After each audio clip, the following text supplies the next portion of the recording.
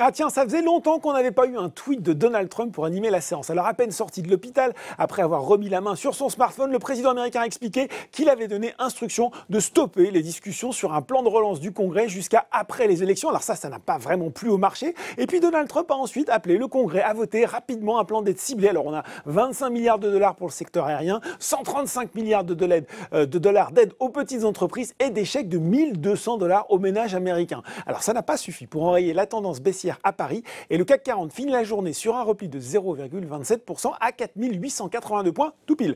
Aux États-Unis, c'est mieux avec un Dow Jones en progression de 1,58% vers les 28 212 points et un Nasdaq en hausse de 1,46% vers les 11 318 points à 17h45.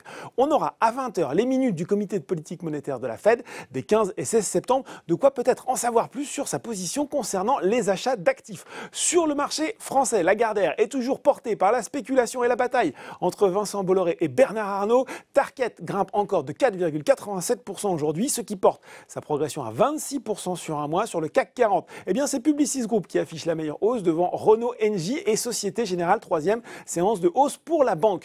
Du côté des baisses, c'est le spécialiste de la valorisation des minéraux Imerys qui est lanterne rouge du SBF 120. Alors selon Investir, c'est Oddo BHF qui anticipe une baisse de 36% du bénéfice du groupe au troisième trimestre en raison de la faiblesse de ses marchés finaux dans la sidérurgie, l'automobile et le papier derrière. On retrouve deux valeurs liées au pétrole, Ruby et Vallourec, devant une foncière, Mercialis. Et puis sur le CAC 40, les valeurs de l'aéronautique défense étaient attaquées à l'image de Thales, Airbus et Safran, l'équipementier aéronautique qui a réalisé une émission d'obligations d'un montant d'environ 200 millions d'euros et est destinée à des investisseurs qualifiés. Puis ça a reculé aussi un petit peu pour AXA, moins 1,4%. C'est Citigroup qui a abaissé son objectif de cours sur le titre de l'assureur de 16,70 € à 14,06 €.